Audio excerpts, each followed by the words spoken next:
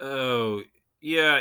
Hi. I've been systematically reviewing Algebra 1 and studying bash shell scripting for the past couple of days, and so I'm working my way through a review, hopefully so that when I get back to the compass test in college, that I'll be able to completely test out, of that, of those maths. And so I've got Algebra 1 queued up, and then I decided to use a Pomodoro timer to break it up into 30-minute chunks of study, so that I put about an hour, two 20-minute study, two 30-minute studies every single day in both subjects. So I've been skilling up, and I'm on a Kali Linux box, but not right now, but I'm on my Windows box right now.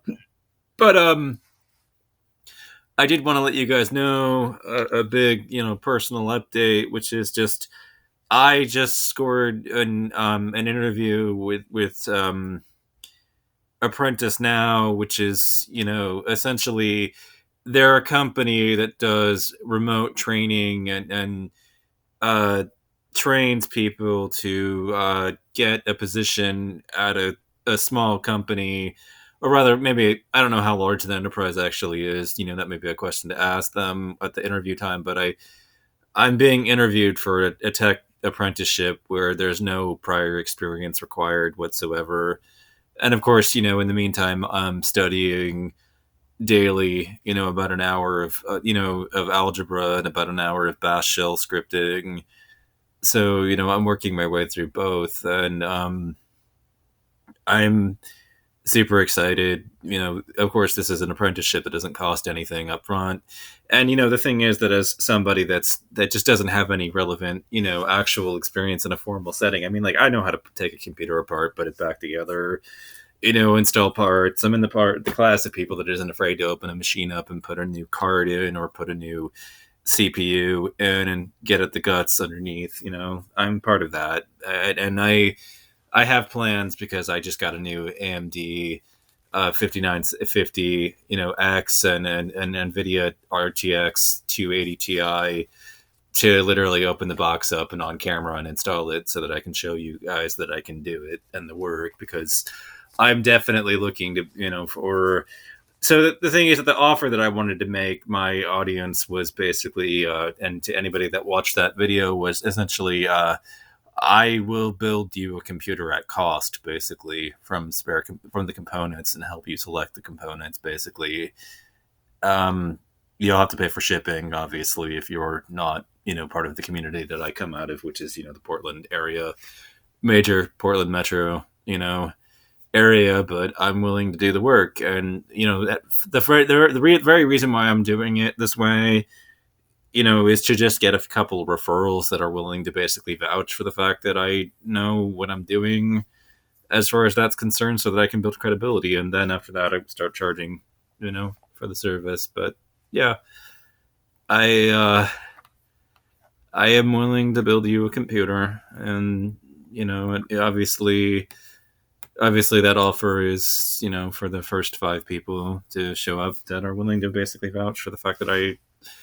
to give a review, basically a positive review, if it comes out right and it works, at least. And by right, I mean it works. It turns on, the box loads up, and the operating system, actually boots. But that's my life, and that's my set of circumstances right now. I literally have an interview in a couple of days with the tech apprenticeship, and I hope I get it. I looked at the salary figure, and it was $35,000 to $45,000 a year, probably on the lower end because of the fact that I don't have all that sophisticated as far as knowledge. But the thing is that I would be like balking at the position, just be like, oh, this is only $35,000 a year. But when you're on Social Security, like I've been, when you're looking at the solvency crisis, like I'm worried about, and you see, you look out there and you look at what industry you actually want to work in the most, and it's IT, compared to everywhere else, because everywhere else is just more grueling, and all jobs are unpleasant in some way, maybe not in every way, but of all the unpleasantness, like the least unpleasant would probably be the IT sector by process of elimination. So obviously I want to work in that space and have wanted to work in that space for a very long time. I follow in my father's footsteps, who was a mainframe developer. The problem with the industry is that there's a catch-22 problem, in a big way. It's like it takes experience to get experience. And if you can find some side door, like an apprenticeship, and you should jump at it, even if you're contractually obligated to work for this company for like 2 years, go ahead, put in your 2 years. And then, when you're done and you don't owe them anything anymore, you can start leveraging that to try to find some job elsewhere. And of course, in the meantime, while I'm working on these projects, I will be basically documenting what I write. If I do get the position, obviously, I would keep a record of what software I'd actually developed, and on top of that, I would start at night when I'm off duty and when I'm not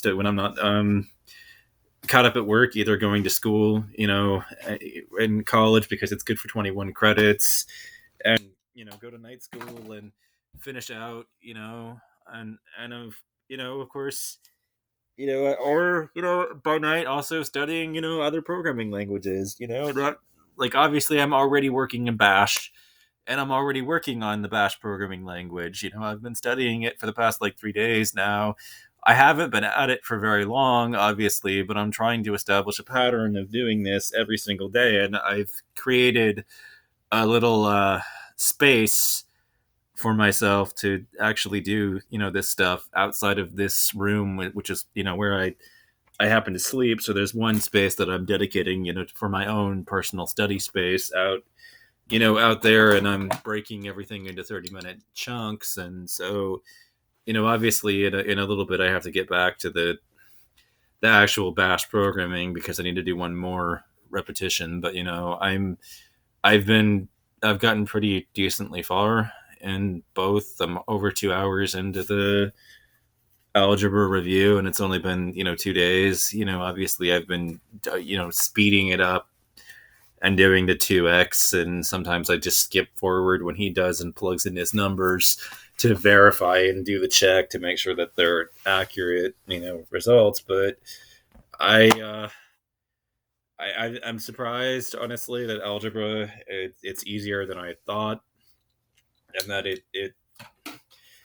it's been easier to kind of remember how to get it done. But when I finish algebra 1, I'm moving on to high school geometry, and then algebra 2, and then finally trig, and then if I can find calculus here on YouTube,